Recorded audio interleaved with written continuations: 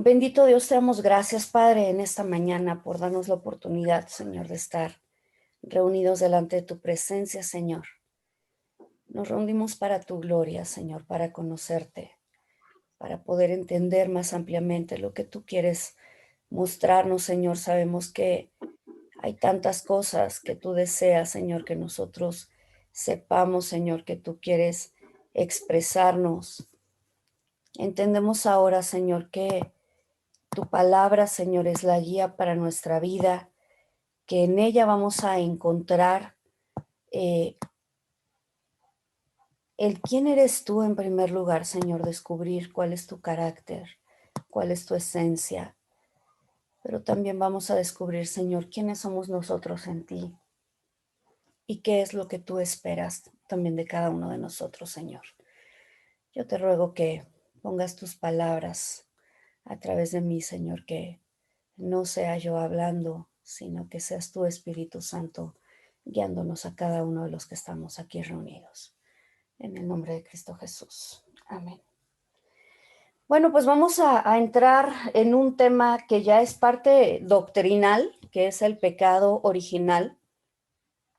La palabra pecado, pues es una palabra que se utiliza en un contexto, lo voy a decir así, religioso, tradicionalmente. A mí lo que me gustaría es que entendiéramos realmente qué es eso, o sea, a veces creemos que hay ciertas cosas que son pecado que no lo son, y hay otras cosas que consideramos que no son pecado que sí lo son. Entonces, creo que es bien importante que hablando sobre este tema nosotros podamos tener claridad respecto a qué es lo que dice la palabra, qué es y para que lo podamos también identificar con mayor claridad en nuestra vida. O sea, la intención también de este curso, como hemos mencionado, no es solamente llenarnos de conceptos, sino el poder aterrizar cada una de estas áreas en nuestra vida, entender la parte práctica relevante, ¿sí? Eh, y bueno, a eso es a lo que quiero aterrizar finalmente cada tema. Entonces, me gustaría iniciar este tema. Estoy mostrando aquí en pantalla, no sé si todos lo ven, pero tengo unas fotos ahí de circunstancias pues que son cotidianas, que son comunes, ¿sí? Vemos, por ejemplo, el lado izquierdo a un pequeño copiando en el examen, ¿no? En la parte de abajo vemos a otro chico lleno de ira, gritando. Del lado derecho vemos a un niño y una niña. El niño está evitando que ella tome lo que hay en ese plato, ¿sí? Eso pues se conoce como egoísmo. En la parte de abajo, bueno, vemos una escena de violencia. Y en la parte central tenemos, pues sería un bullying, tal cual, ¿no? Un grupo de personas que están ridiculizando, que están burlándose de otra persona.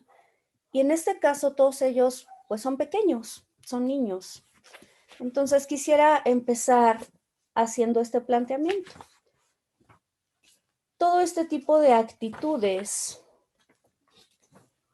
son actitudes que se forman en el ser humano, que el ser humano va adquiriendo, que las va aprendiendo o nacemos con ellas. Me gustaría escuchar sus comentarios, por favor. Nacemos con ellas, hermana. Nacemos con ellas, dice el hermano Rafa. ¿Alguien más? Sí, yo también opino lo mismo. Nacemos Muchas con ellas. sí son aprendidas, es lo que ven en casa, en la televisión.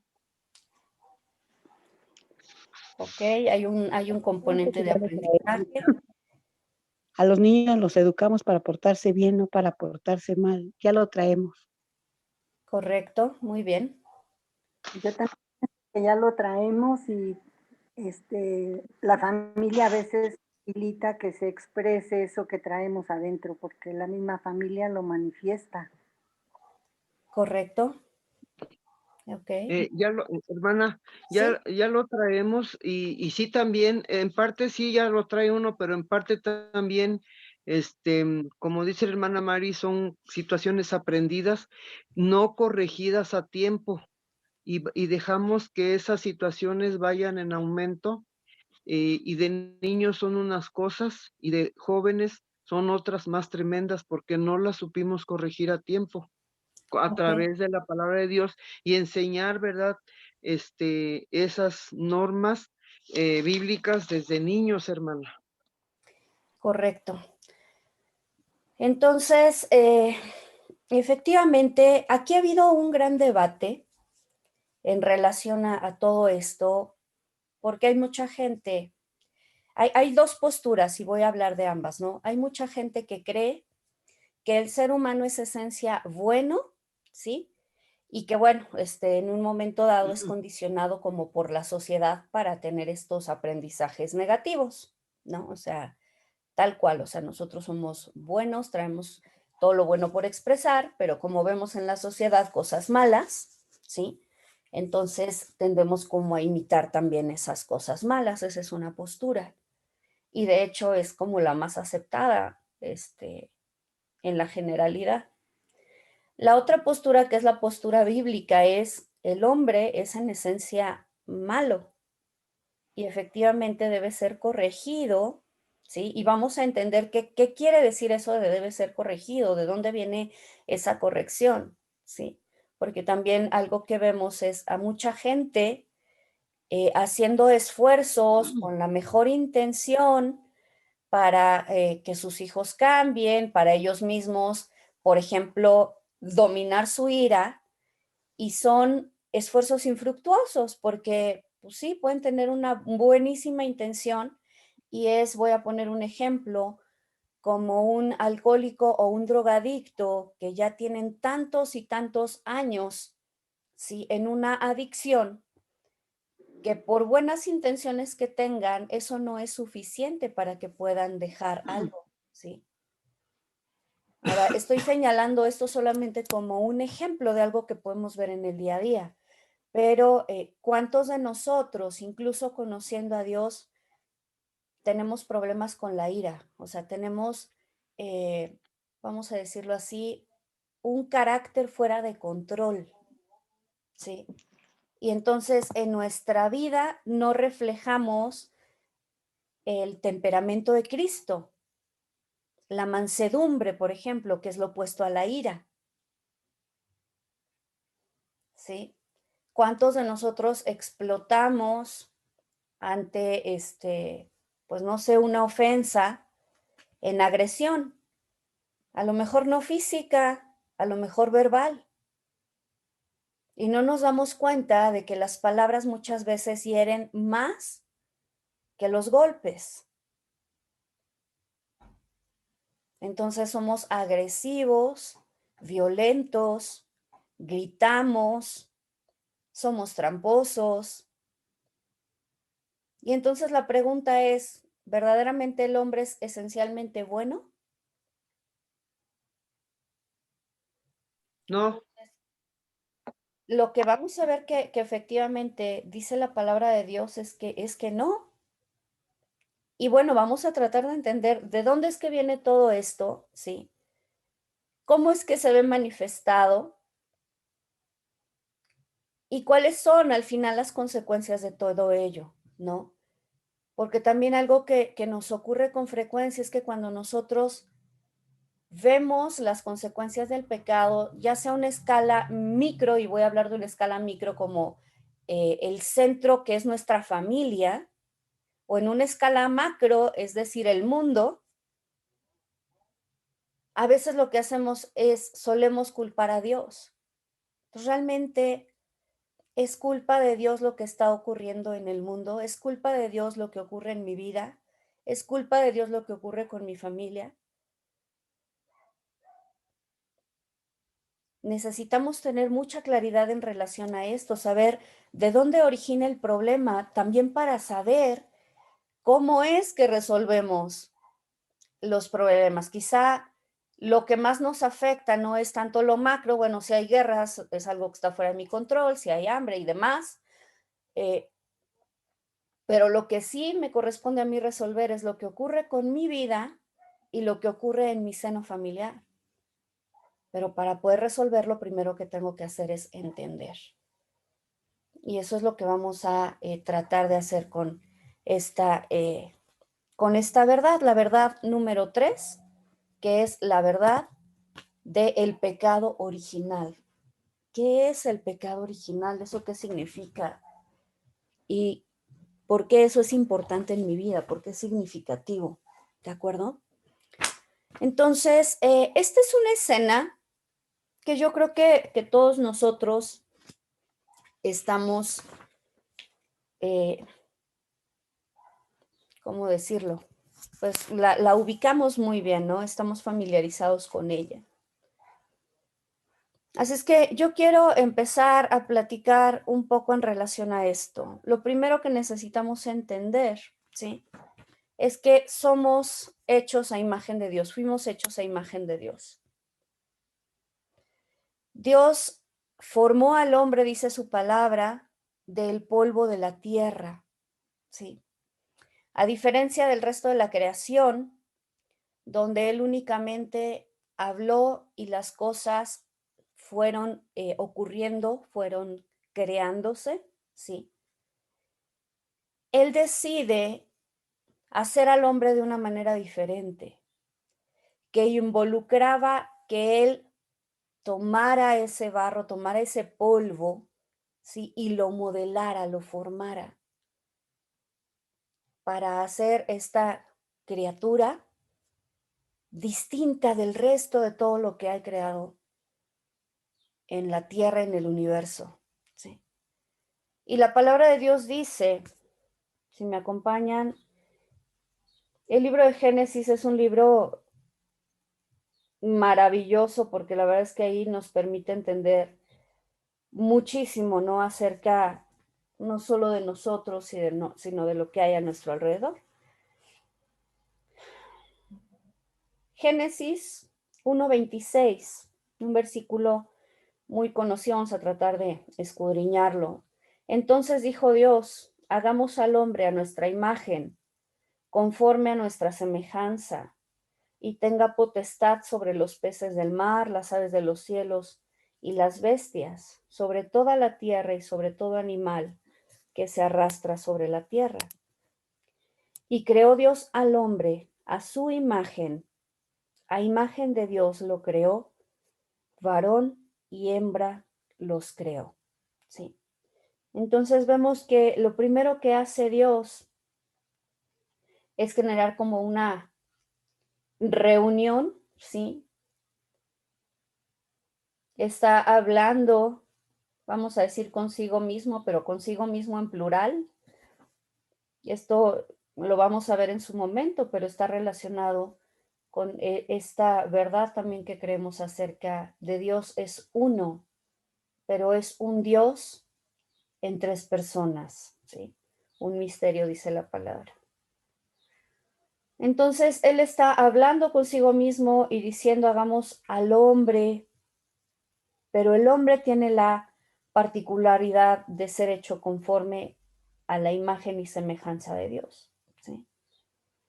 Imagen y semejanza, muchas veces quizá hemos entendido que sea como los rasgos físicos, pero algo que necesitamos entender es que Dios, ¿sí? En principio no tiene un cuerpo físico, Él es espíritu.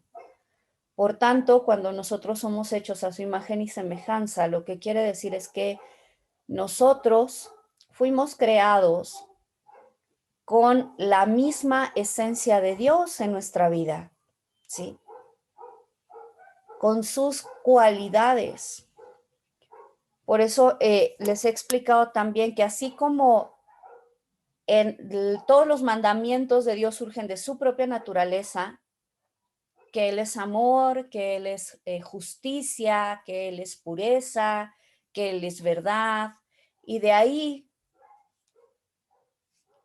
derivan todos los mandamientos. Bueno, en principio, cuando Él nos crea, nosotros tenemos en nuestra propia esencia todo ese bien de Dios, ¿sí?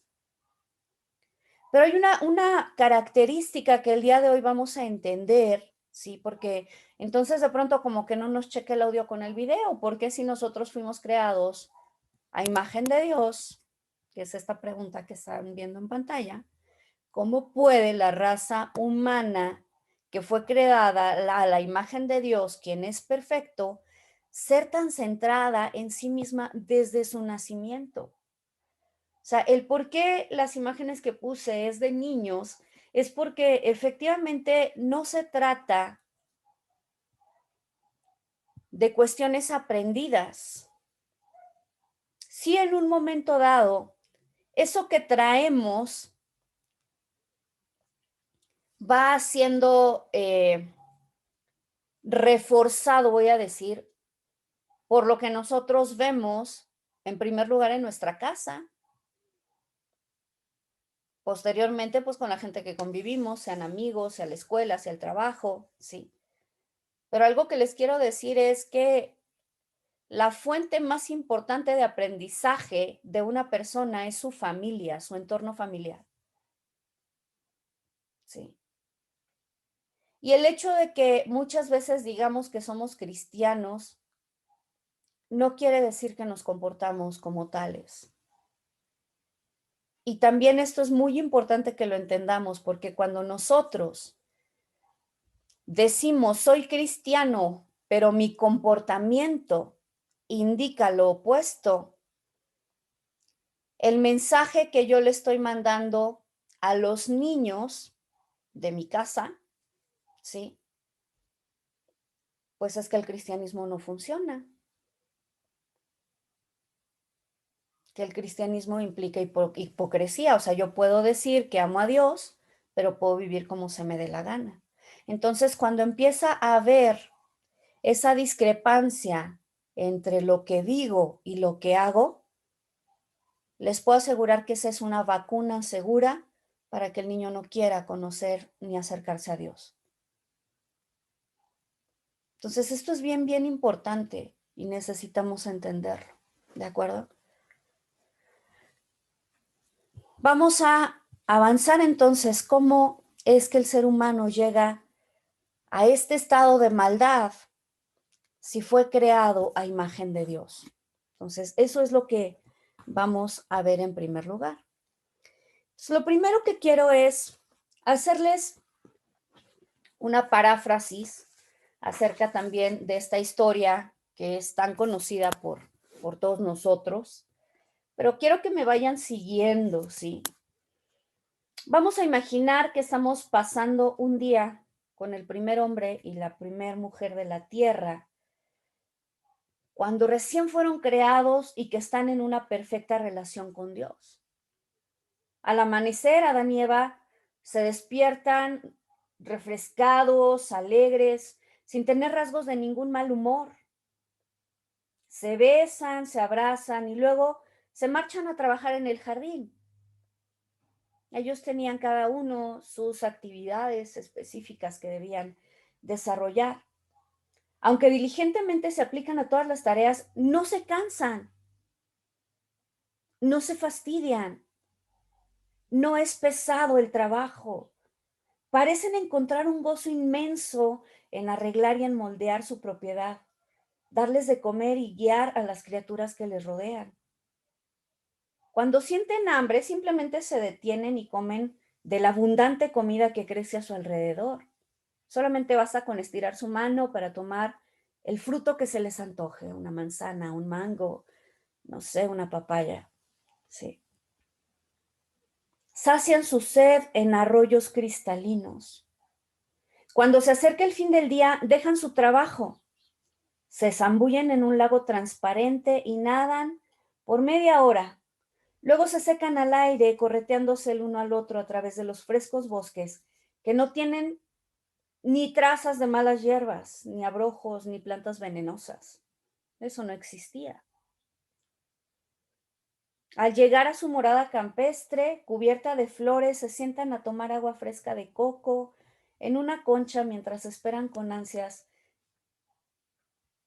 el momento más importante del día. ¿Todavía no viene?, pregunta Eva, mirando por el camino a través del bosque. No lo escucho todavía, contesta Adán. Posiblemente es muy temprano. Toman otros sorbos del agua de coco y hablan de sus planes para plantar unos árboles cerca de la cascada que queda al oriente. Después de unos minutos, Eva vuelve a mirar hacia el bosque. Sus ojos brillan de anticipación. Todavía no lo veo, dice. Escucha, replica Adán, creo que oigo algo. Los dos se quedan quietos y escuchan, y en unos cuantos minutos el sonido suave y familiar de pisadas sobre el pasto es inconfundible. ¡Ay, ya viene! Eva no puede aguantar su emoción. Sale corriendo por el camino mientras Adán la sigue de cerca. Corren hacia Dios, como niños hacia un padre que regresa a casa después de un día de trabajo. Hasta que se pone el sol, la feliz pareja camina por el jardín y conversa con su creador mientras sus almas arden con un gozo increíble. Evidentemente, esta historia que les estoy narrando tiene detalles que no vienen en la palabra de Dios. Son de ficción.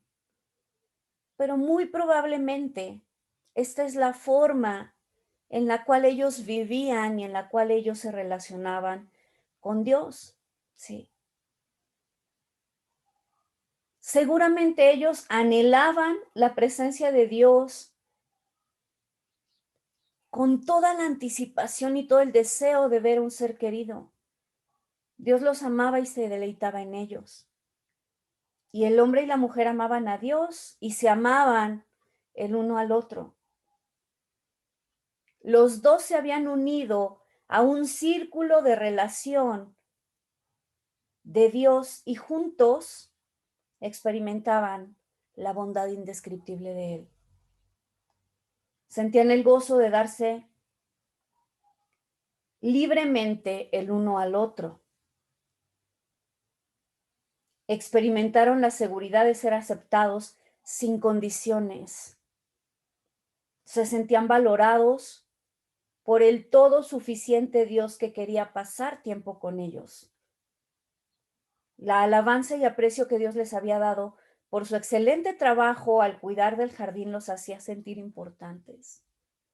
El afecto y gratitud que ellos ofrecían el uno al otro mostraba una relación de amor y devoción. Este perfecto círculo de relación amorosa era la intención fundamental de Dios para toda la humanidad desde su creación. El plan de Dios era que Adán y Eva y todos sus descendientes fueran muy felices en una relación de amor con Él y el uno con el otro para siempre. En el Edén, el paraíso, el lugar de comunión con Dios, todo era perfecto. Todo era perfecto, sí. Yo no sé si alguna vez tú te habías planteado las cosas de esta manera, pero cuando nosotros vemos hoy en día nuestro mundo, nos damos cuenta que entonces algo mal salió después. Porque nuestro mundo debería ser así como Dios lo había pensado, como Él lo planeó para nosotros, con toda esa belleza, con todo ese gozo, esa paz inimaginable. Entonces, ¿qué fue lo que pasó? Porque este mundo está tan lejos de parecerse a ese jardín del Edén, a ese plan que Dios tenía en mente. Lejos de deleitarse en Dios, mucha gente el día de hoy siente todo lo contrario hacia Él. Algunos ven a Dios como un juez severo, que está observando cada uno de sus movimientos con una mirada estricta y de reprobación. Se sienten continuamente juzgados, evaluados, pero no solo eso, sino reprobados.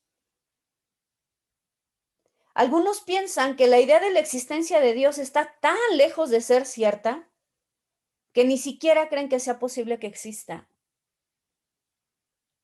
Claro, cuando vemos tanto dolor, tanta guerra, tanto sufrimiento, pareciera una conclusión lógica que Dios no existe.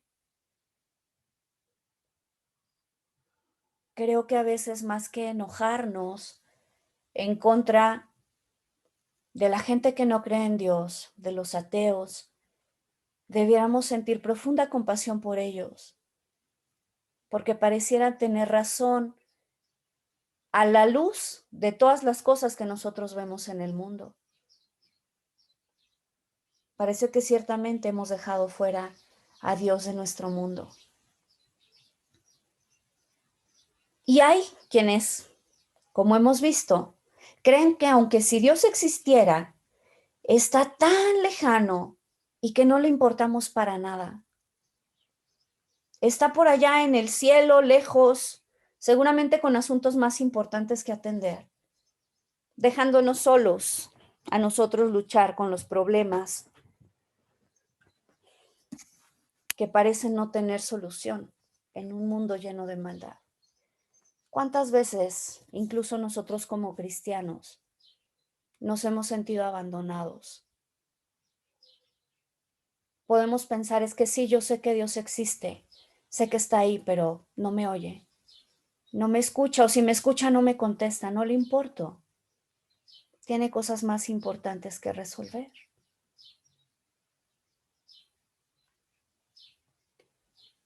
Muchas personas en realidad quieren que Dios se mantenga lejos.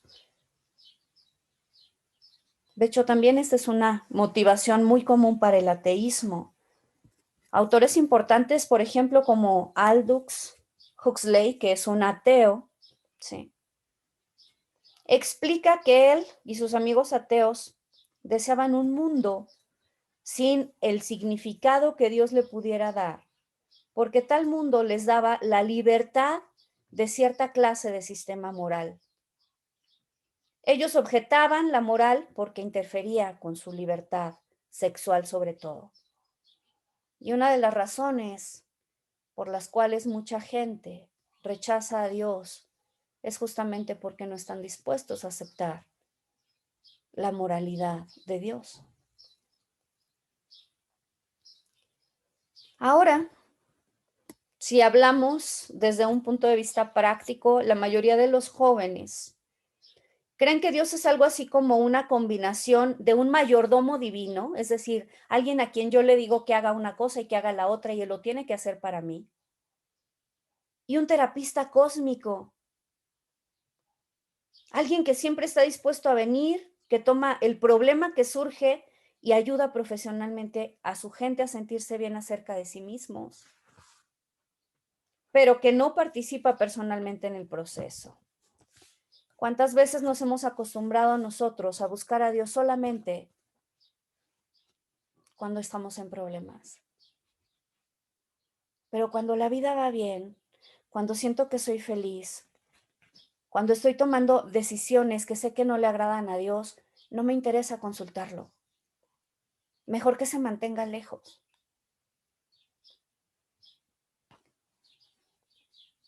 Estos puntos de vista son muy comunes hoy en día.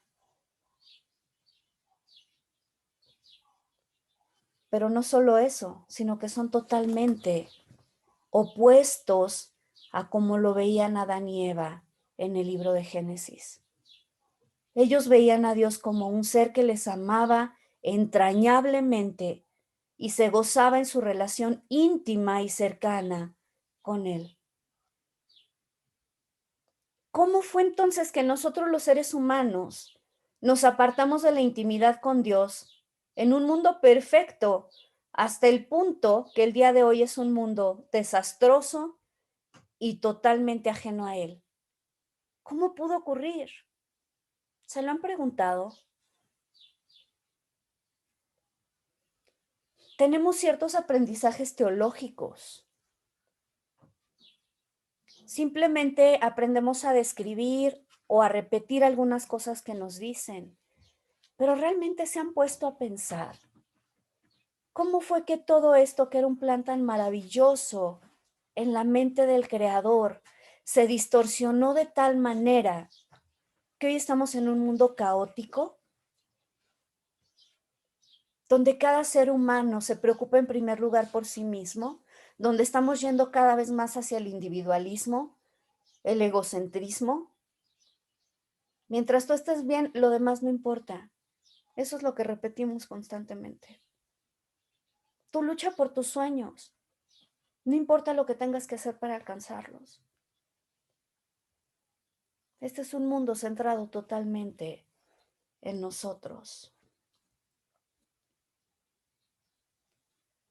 Ahora, algo que es importante que sepamos es que en la Biblia no hay ningún indicio de que la continuación de una relación perfecta entre los seres humanos y Dios sería automática. Toda relación implica una intencionalidad de participar activamente.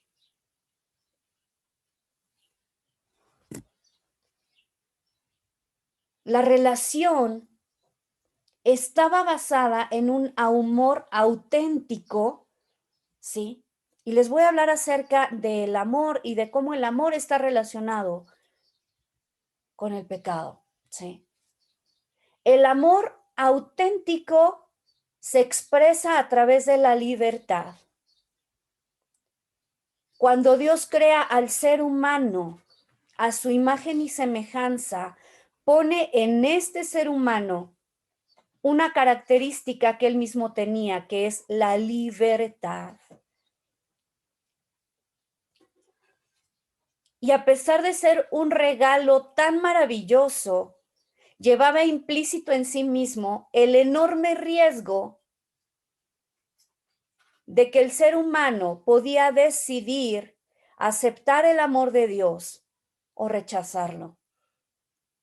Yo les estoy poniendo en estas imágenes un ejemplo que creo que podemos comprender en relación al amor expresado entre un hombre y una mujer. Sí.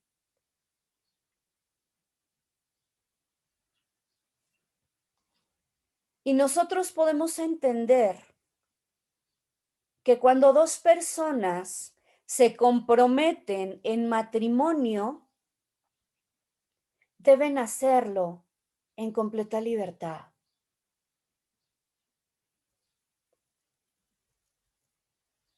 Uno no puede forzar a la otra parte y decir nos estamos casando porque nos amamos. Y en ese sentido es bien importante que entendamos que Dios nunca nos va a forzar a amarle. Esa debe ser una decisión que cada persona tome en absoluta libertad. Pero así como hay la opción de elegir amar a Dios, el amor lleva implícito la posibilidad de rechazarlo, de que una persona diga, ¿sabes qué? Yo no te quiero en mi vida. Yo no quiero seguir tus normas.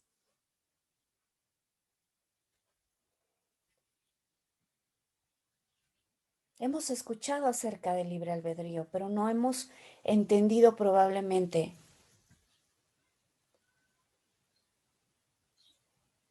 que ese libre albedrío es la cualidad que Dios nos da porque nos ama. Sí. Hay gente que a veces se pregunta, bueno, ¿por qué si Dios sabía que el ser humano iba a fallar? Pues ¿por qué no nos dio?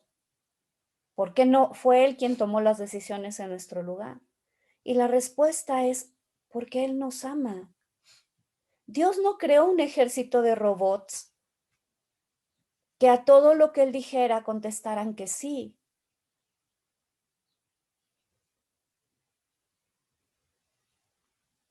¿A cuántos de nosotros nos gustaría tener un robot que programáramos para que a cualquier cosa que preguntáramos nos diera la respuesta que esperamos? Oye, ¿me amas? Sí. ¿Sería eso valioso para nosotros como seres humanos?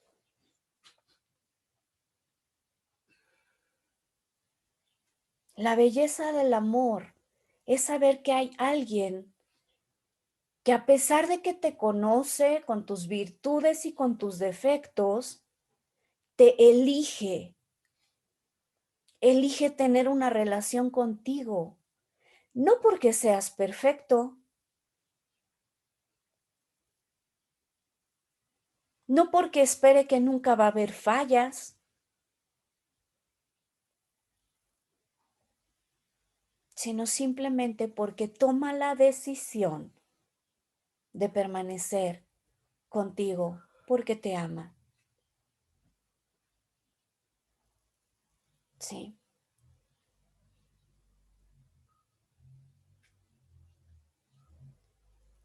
El hecho de que Dios creara al ser humano a su imagen en un contexto de amor implica que Él estaba dando absoluta libertad de elegir su propio camino.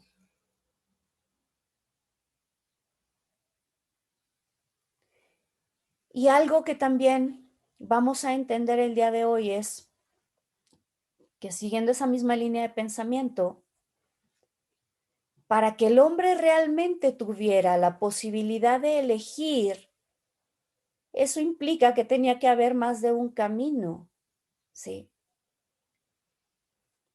¿Eres de los que alguna vez se ha preguntado, bueno, y entonces por qué Dios puso en el jardín, ¿sí?, el árbol del conocimiento del bien y el mal, si no quería que el ser humano comiera? Vamos a leer un poquito acerca de eso, ahí mismo en Éxodo.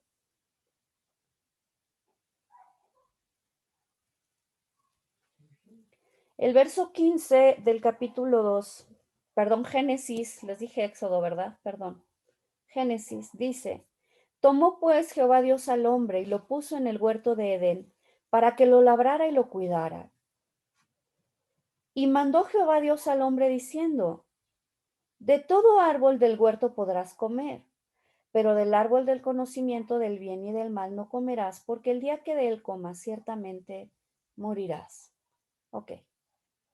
Dios pone un árbol en el huerto y después lo que hace es darle una indicación al hombre. Y vuelvo a repetir, y la gente dice, bueno, ¿y entonces por qué? Si ya sabía que el hombre iba a comer, ¿para qué le puso ahí el árbol? Bueno, porque el punto era que si el hombre tenía efectivamente libertad de elección, esa libertad iba a ser manifiesta en un momento, en un lugar en el que hubiera por lo menos dos opciones.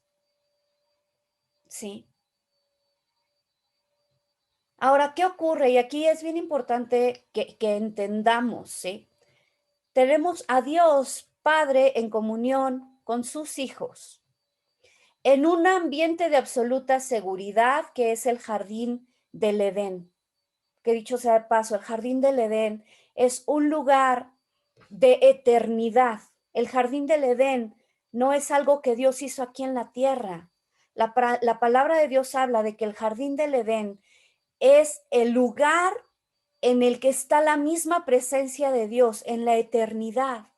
Y entonces, en medio, ¿sí?, de toda la creación que Dios había hecho, Él establece un lugar especial en su creación, que es este jardín de Edén. El hombre fue creado fuera del jardín. Por eso es que la palabra de Dios dice que tomó pues Dios al hombre y lo puso en el jardín del Edén para que lo labrara y lo cuidara, para tener comunión con él. La palabra Edén significa paraíso. Es el lugar de gozo, el lugar de recreación del hombre, sí, con Dios.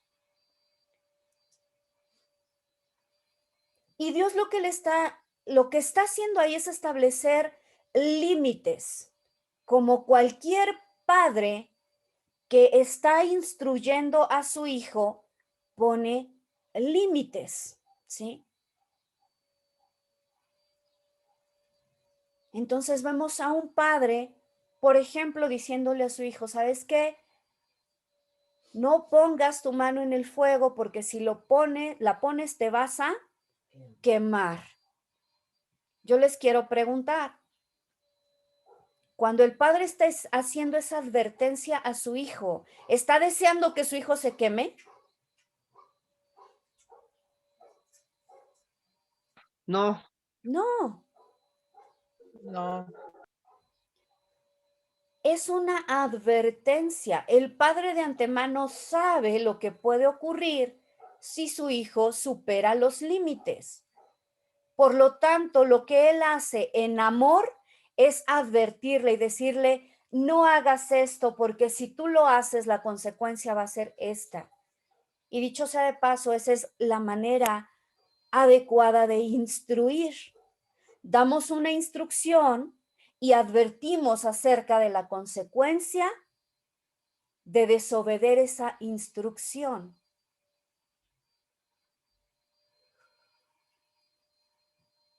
Eso es lo que estaba haciendo Dios aquí, estableciendo límites, pero dejando que el hombre ejerciera su libertad.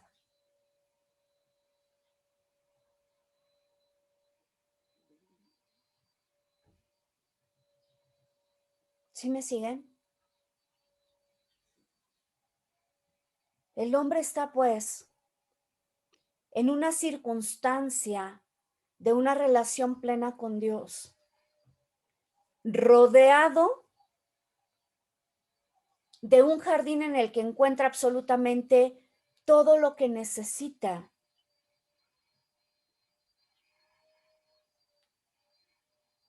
Y hasta este momento tiene solamente una restricción de parte de Dios. No comas del fruto del árbol del conocimiento del bien y del mal.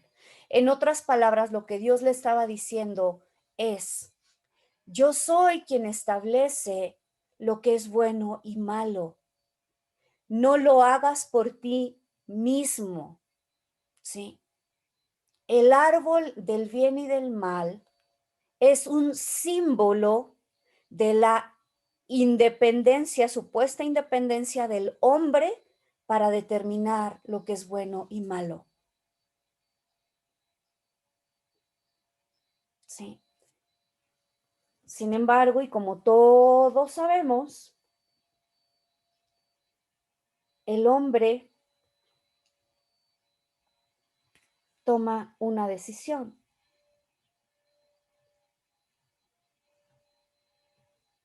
En la historia bíblica, capítulo 3 de Génesis, entra en escena otro personaje,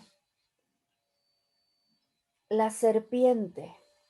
Dice la palabra de Dios en el verso 1, la serpiente era más astuta que todos los animales del campo, que Jehová Dios había hecho. Y dijo a la mujer, con que Dios os ha dicho, no comáis de ningún árbol del huerto. Y esta primera aparición en la Biblia de la serpiente, de Satanás, nos deja ver cuál es la forma en la que él trabaja, en la que él opera, porque su forma, su método no ha cambiado. ¿Sí? Así como podemos saber que Dios es verdad absolutamente, ¿sí? También podemos saber que Satanás es engañador y que siempre va a tergiversar la palabra, incluso la palabra de Dios, para hacernos caer. Entonces viene Satanás y le dice, con que Dios te ha dicho que no comas de ningún árbol del huerto, y yo les pregunto aquí, ¿esa fue la indicación de Dios, que no comieran de ningún árbol del huerto? No, No, no, no. la indicación fue muy clara. De todos los árboles del huerto podrás comer, pero del árbol de la ciencia, del conocimiento del bien y el mal, no comerás, porque el día que de él comas, ciertamente morirás. Entonces, la mujer responde a la serpiente, del fruto de los árboles del huerto podemos comer, pero del fruto del árbol que está en el medio del huerto, dijo Dios, no comeréis de él, ni le tocaréis para que no muráis. ¿Qué podemos ver en la respuesta de la mujer?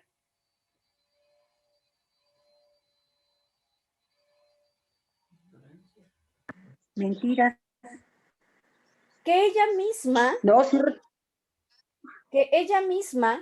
no estaba cierta sobre lo que Dios había ordenado. Dios nunca dijo, no le tocaréis. Entonces, bueno, ahí hay toda una discusión teológica, ¿no?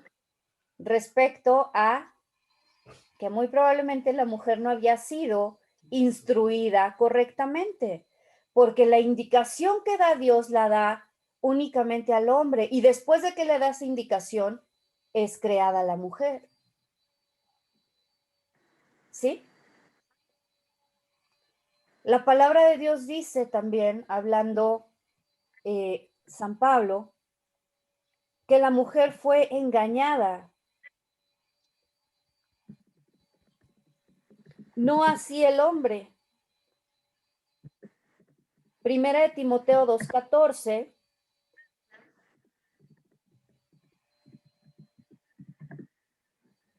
Desde el 13 dice, pues Adán fue formado primero, después Eva. Y Adán no fue engañado, sino que la mujer siendo engañada incurrió en transgresión. ¿Sí? Entonces, la mujer fue engañada.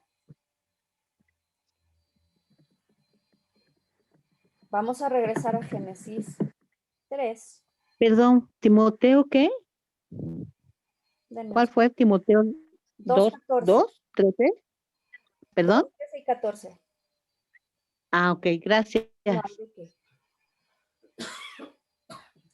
Entonces, verso 4, Génesis 3, la serpiente dijo a la mujer, no moriréis. Pero Dios sabe que el día que comáis de él, serán abiertos vuestros ojos y seréis como Dios, conocedores del bien y del mal. ¿Sí? Fíjense qué es lo que está aquí haciendo Satanás, qué es lo que va a hacer continuamente con nosotros los seres humanos. Lo que está haciendo es poner en duda la palabra de Dios, ¿sí? Sus intenciones, es decir, Dios no quiere que comas de ese árbol porque Él sabe que el día que tú comas de él, vas a ser como Dios sabiendo el bien y el mal. No vas a morir. Y eso es lo mismo que hace Satanás con nosotros cada vez, ¿sí? Respecto a cada uno de los mandamientos, ¿no? Hablábamos el día de ayer acerca, por ejemplo, de la impureza o inmoralidad sexual. Y el mandato de Dios es guardarnos en pureza, es no ser partícipes de fornicación. Y sin embargo viene Satanás y nos dice, no pasa nada. Bueno, si ya te vas a casar con tu novio, ¿cuál es el problema? Solamente es adelantarse un poquito, pero no pasa nada. Su táctica sigue siendo la misma. Es que Dios no quiere que te diviertas. Sí. Pero la decisión finalmente, o sea, aquí ya estaban establecidos el parámetro del bien, Dios hablando y dando una indicación, y Satanás representando el mal, tergiversando la verdad de Dios. Y aquí lo único que faltaba era que el ser humano tomara una decisión, ¿sí? Es triste que a veces como cristianos decimos, es que Satanás me tentó. ¿Eso lo puede hacer Satanás? Sí, claro. Y de hecho la palabra de Dios dice ni siquiera que Satanás nos tienta, sino que la palabra de Dios dice que somos tentados de nuestra propia concupiscencia. ¿Sí? Pero algo que les quiero decir, que también Dios mismo se lo dice en un momento dado a Caín, es, el pecado está a tu puerta y a ti será su deseo, es decir, lo vas a anhelar. Pero tú lo puedes dominar. Y eso se lo está diciendo a Caín antes de la redención, ¿sí? ¿A qué voy? La decisión de obedecer a Dios o de caer o de ceder a la tentación es totalmente del ser humano. Y tenemos que hacernos responsables. Porque nos llevamos muchas veces la vida culpando a Satanás. Es que Satanás me atacó, es que Satanás me hizo, es que me engañó. Sí, pero la responsabilidad de conocer a Dios, de conocer su palabra y de obedecer a Dios es totalmente nuestra. Sí.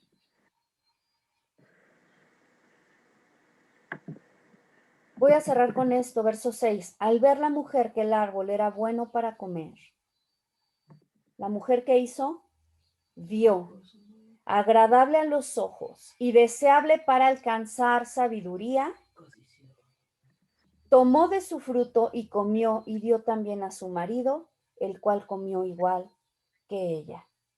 Entonces, dice la palabra de Dios, fueron abiertos los ojos de ambos y se dieron cuenta de que estaban desnudos. Cosieron pues hojas de higuera y se hicieron delantales. Vamos a dejarlo hasta aquí. Mañana vamos a continuar aquí donde nos estamos quedando. Génesis 3, a partir del verso 6. ¿De acuerdo? ¿Alguien quiere hacer algún comentario o alguna pregunta hasta aquí?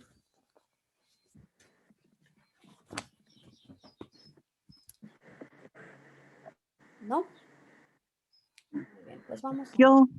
Sí, claro. Yo, entonces Dios dio las indicaciones antes de crear a Eva de que no podían comer de ese árbol. Así es. Entonces, si Eva fue tentada y le creyó a la serpiente, no la instruyó, entonces Adán no le dijo, o sí. Es lo más probable, justamente es lo que estábamos mencionando. Si nosotros leemos Génesis capítulo 2, para que esto quede claro y no sea nada más como las cosas que yo estoy diciendo, ¿sí?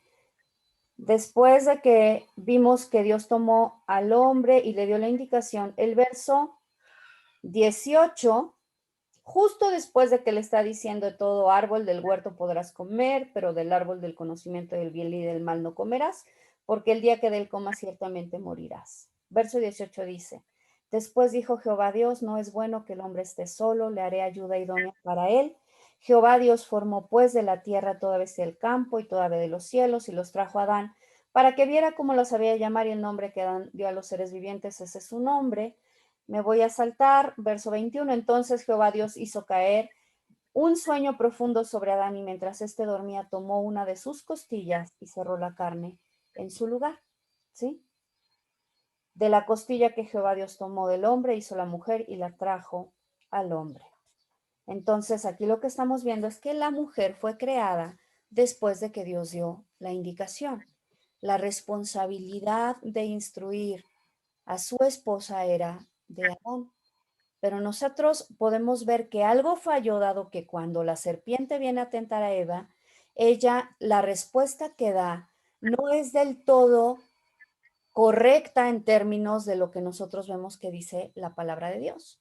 Ella dice, Dios no dijo que no comamos de todo árbol, sino que dijo que del árbol del conocimiento del bien y del mal no debemos comer ni tocarlo porque el día que de él comamos vamos a morir. ¿Sí? Dios no había dado la indicación de no tocarlo y en eso se basa, ya después vemos cómo San Pablo lo confirma en Timoteo que leímos, donde dice, porque no fue engañado el hombre, sino la mujer. ¿Sí? Entonces vemos ahí que ciertamente pudo haber habido una falta de instrucción. Por eso vemos que cuando Dios viene para confrontarlos, que ya lo veremos el día de mañana, a quien le pide cuentas en primer lugar, ¿a quién es? Sí, gracias. Al hombre. Ya lo veremos mañana. ¿Sí aclaré tu duda, Vero? Sí, gracias. No hay de qué. ¿Alguien más?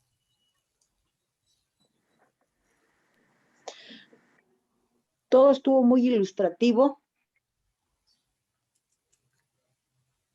También yo lo había ya comentado, y de alguna forma considero que Isaías 45:7 dice que Dios creó la luz y las tinieblas, que crió, se puede decir, el bien y el mal. ¿Para qué? Para que Dios no tuviera, se puede decir, reclamo alguno por la humanidad o por el hombre mismo, decir, pues es que nada más creaste el bien. Entonces, para que pueda haber libertad, tiene que haber el antónimo, ¿no? Si hay bien, debe de haber también mal. No sé si en un momento dado podrías tú darnos un concepto más claro. Yo así lo interpreto, así lo entiendo, pues. O sea, siempre pensé que Dios, para ser neutral o parcial o ecuánime, tenía que establecer tanto una cosa como la otra. Ok, les voy a explicar a qué se refiere con esto. Lo primero que tenemos que entender es que en Dios se encuentran, y esto ya lo había comentado, todas las cualidades, ¿sí? En una manera perfecta. A veces hemos creído erróneamente que en Dios hay una dualidad, que en Él hay bien y mal, ¿sí? Y por eso también lo que Satanás les dice, van a ser como Dios, conocedores del bien y el mal, ¿sí? Vemos que es una trampa, porque Dios, ¿sí? Es autor de todo bien. Él mismo representa todo lo bueno, ¿sí? Toda virtud. ¿Qué ocurre? Y esto no recuerdo si lo expliqué en esta clase, sino bueno, les explico un poco cómo yo lo entiendo al día de hoy, ¿sí? Para Dios crear el universo, ¿sí? Primero lo que tenemos que entender es que Dios, dice la palabra de Dios, que lo llena todo en todo.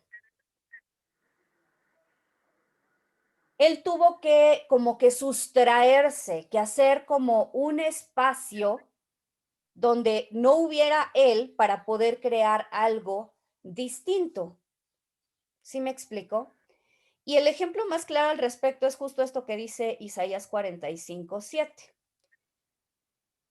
Nosotros hemos escuchado hablar acerca de la luz y de las tinieblas. Y científicamente lo que se dice es que la luz es algo que existe y al existir es factible de medir y se pueden hacer una serie de cálculos, y precisiones, digamos, científicas con la luz. Pero la oscuridad o las tinieblas son la ausencia de la luz. Por eso no encontramos nosotros que se pueda hacer nada con la oscuridad, ¿sí? Vuelvo a repetir, la oscuridad es la ausencia de la luz.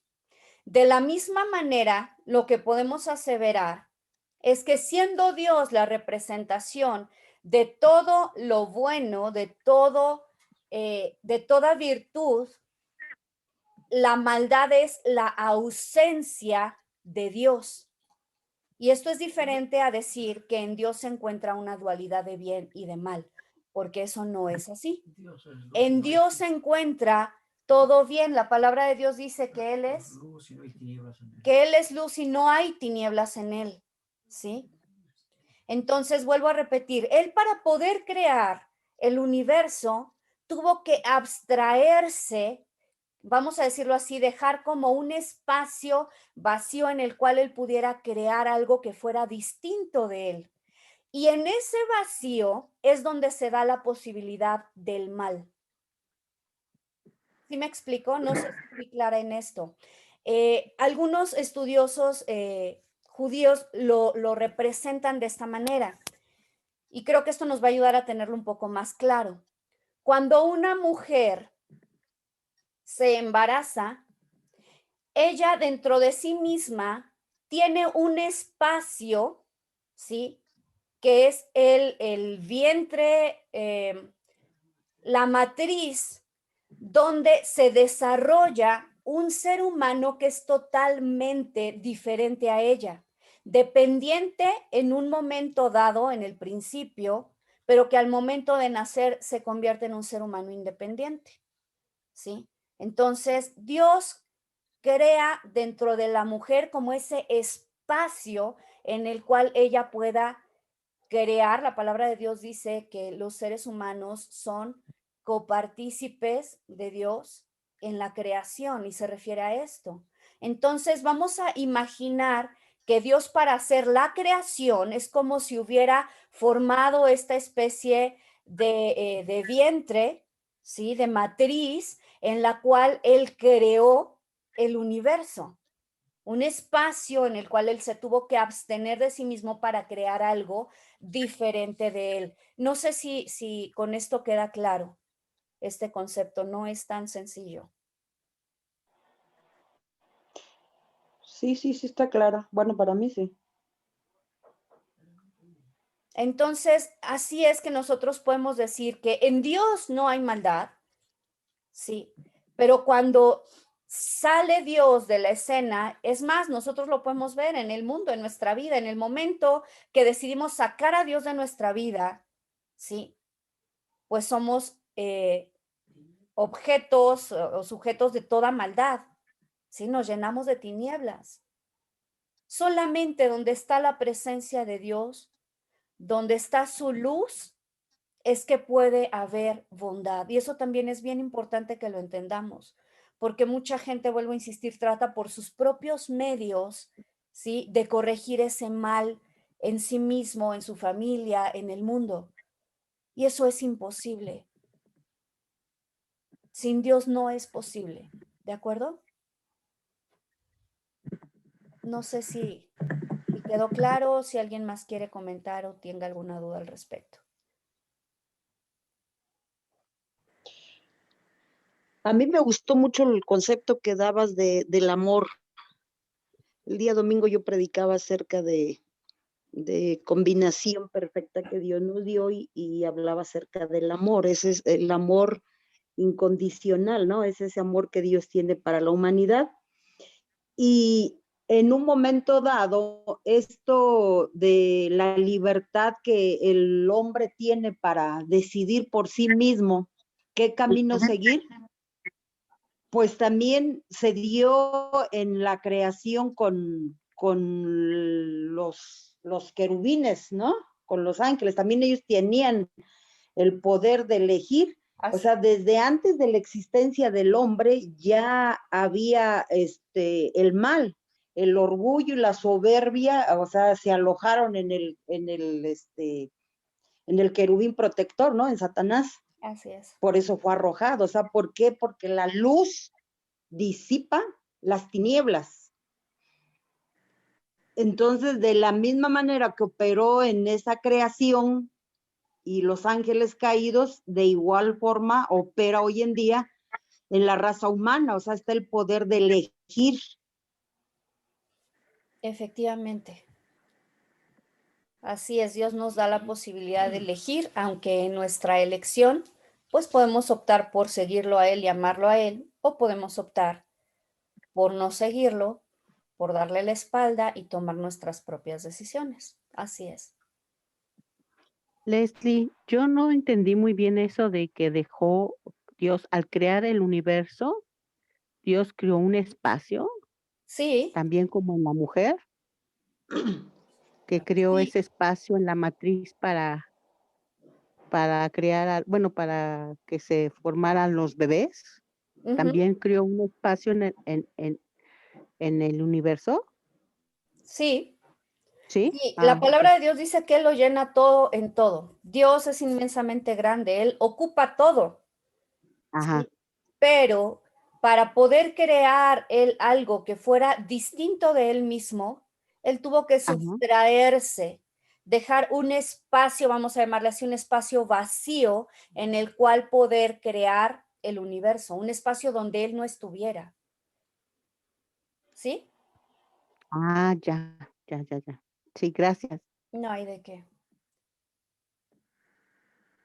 ¿Alguien más?